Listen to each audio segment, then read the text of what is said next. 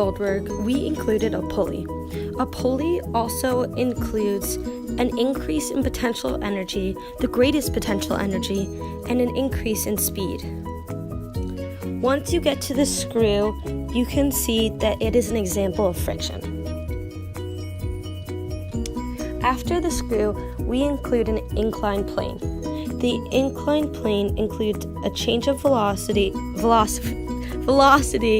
a change in momentum, and a decrease in speed at the end. After that, we had one of our simple machines called another screw.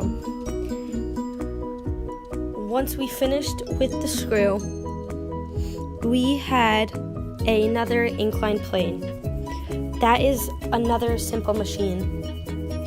Our last part of our project was the ending, or the greatest kinetic energy, because that is the lowest and the final point.